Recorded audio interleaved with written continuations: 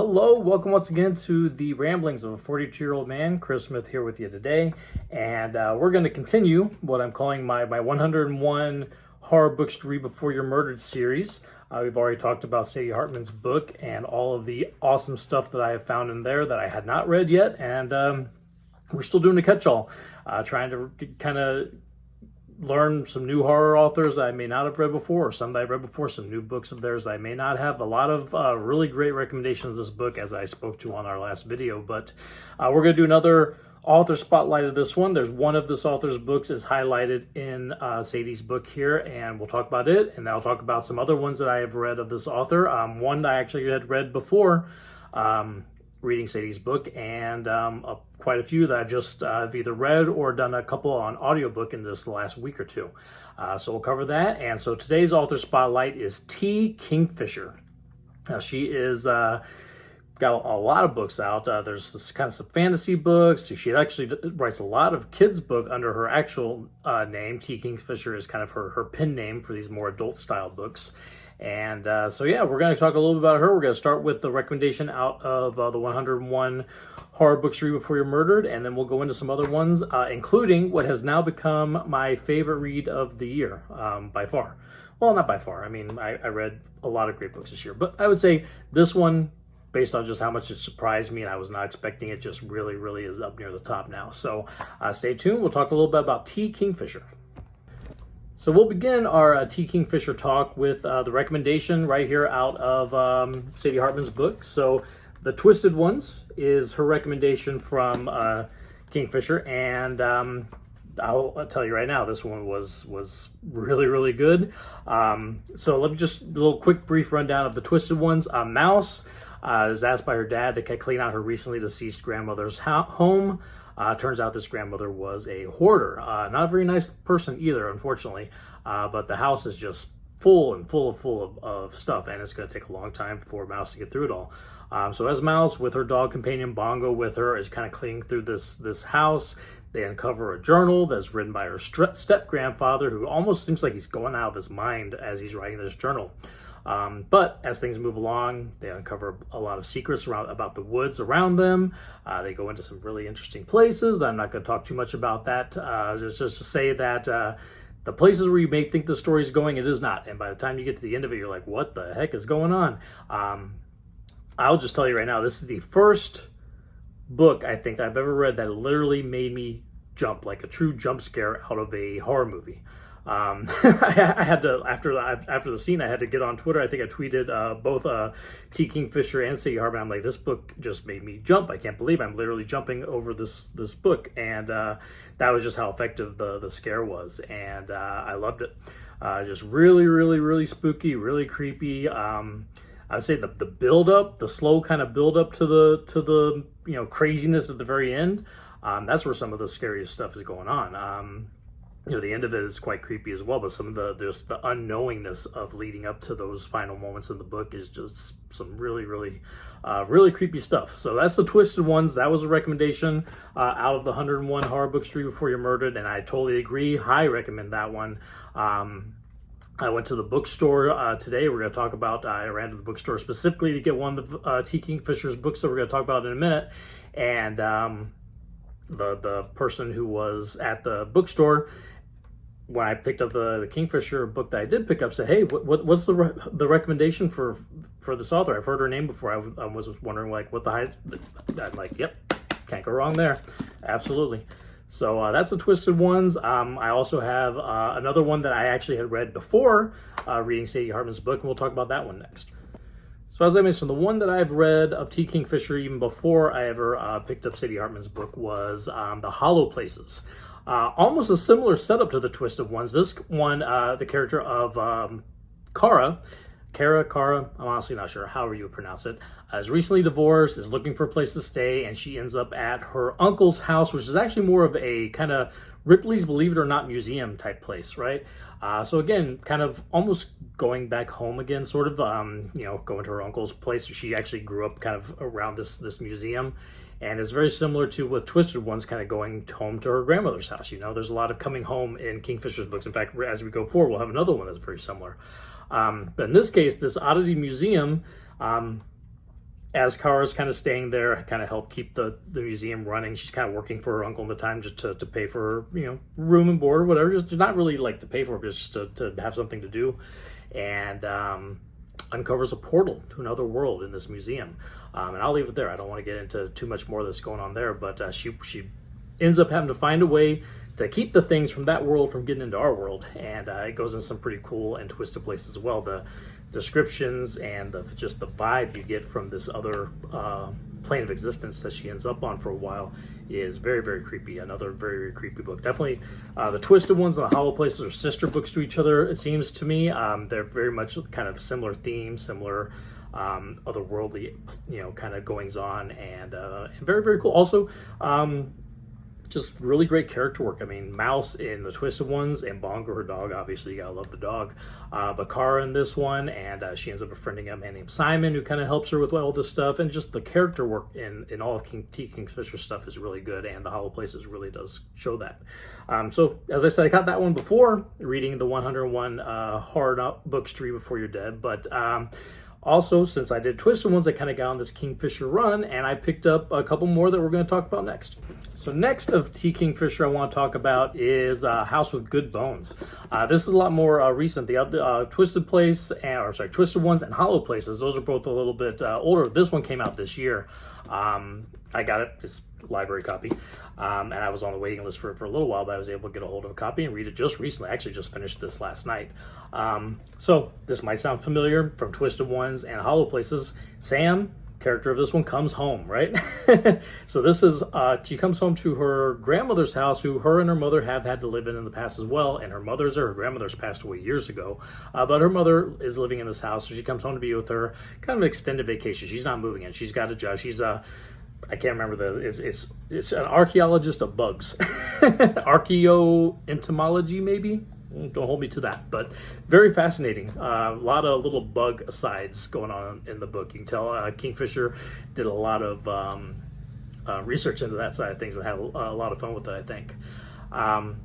So Sam arrives to this home that she remembers from her past and stuff, and she arrives, and her mother is acting off. In fact, the very first blurb in the book is, "Mom seems off." And it's true. There's a lot of things going on with this one.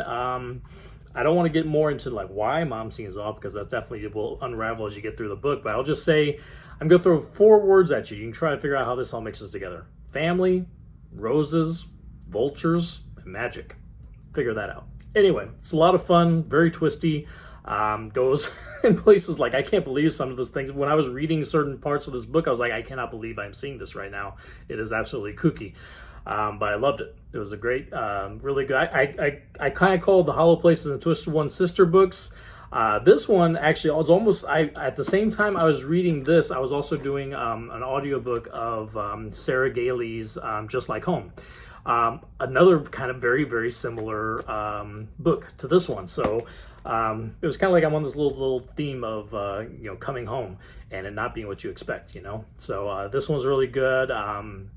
Just like Hollow Places and Twisted One, really great read. I would recommend all of these, and I think Sadie Hartmann for kind of the recommendation of the Twisted Ones to get me going, because I'd read the Hollow Places and I just kind of hadn't picked up anything else yet. Not because Hollow Places wasn't good, it was. It's just there's a lot of books out there to read, But yeah, I'm so happy that I went down this Kingfisher hole, and I still got 2 more books I want to cover before I finish the video today.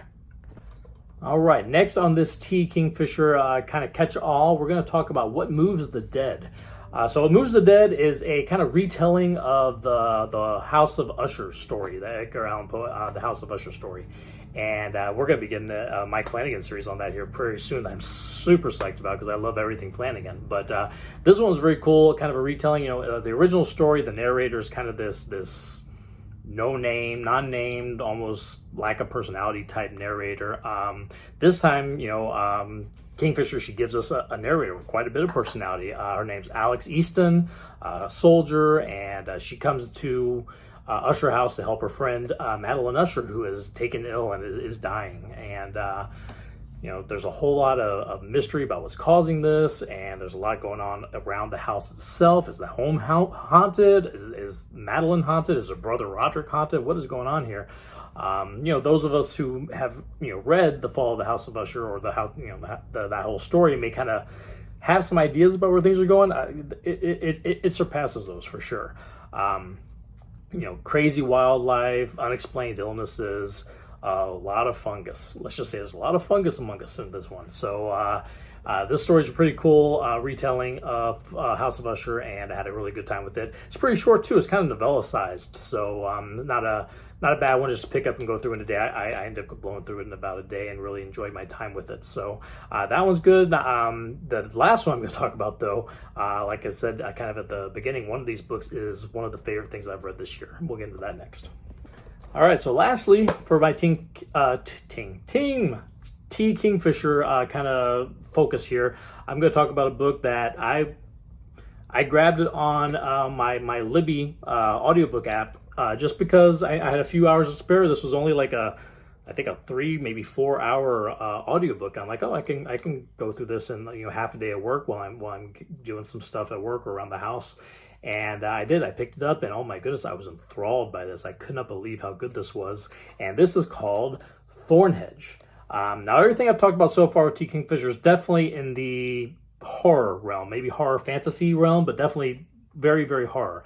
This one is much more stronger on the fantasy side of things. Now, there is a little maybe horror near the end of it when the kind of the climax of the book happens, but the majority of it really is a knight meets a heroine, and in this case, the heroine is just not who you might think it is. And oh my goodness, this story was so good. I just going to read a little bit of things off the book. So Thornhedge right here, it's not all curses should be broken. Sounds very hard-like, right? You're thinking, oh, T. Kingfisher, there's a bloody thorn, not all curses should be broken. This is kind of be a little horror novella.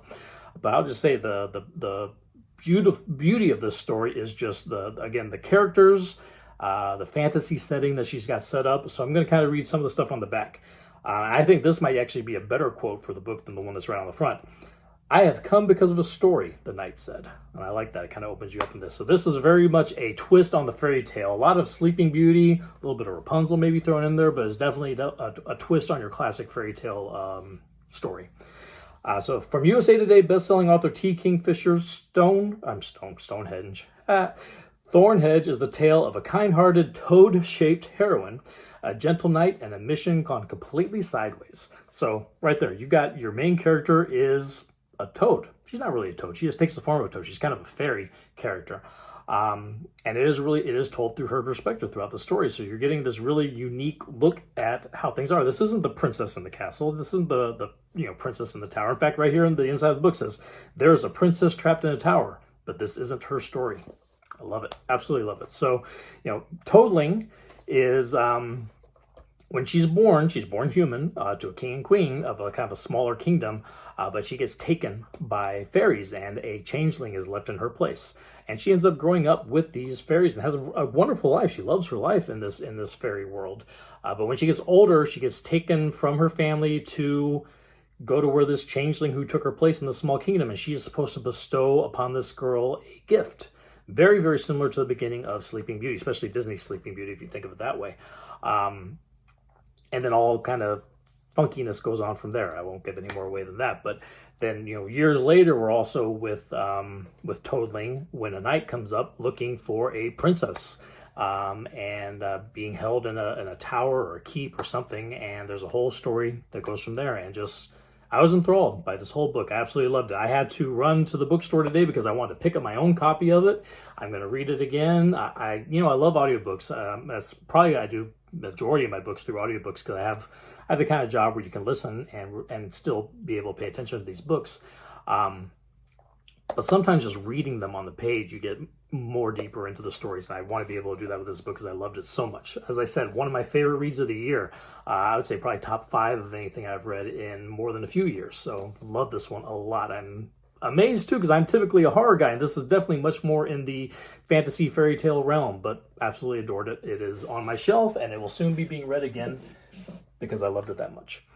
All right, so that takes us through our T. Kingfisher focus.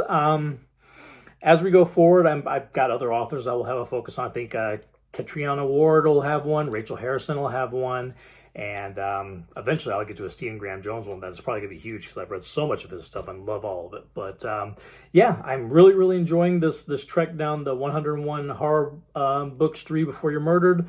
A lot of these are also recommendations on the Talking Scared podcast with Neil McRobert that I've talked about before. In fact, Twisted Ones came from Sadie's book, but the What Moves the Dead was actually something I uncovered on Neil's podcast. So a lot of great sources for stuff out there. I'm enjoying my journey. I hope you guys will follow along with me as I do more of these. I am reading a lot of stuff. I'm about to pick up Daniel Cross's Whalefall next. So where's that? That's right there. Daniel Cross Whalefall. I'll be reading that one up next, and I'm sure I'll have an episode about it at some point as well. So thank you for watching. Thank you for listening. I hope you had a great time, and we will see you again soon. Thank you.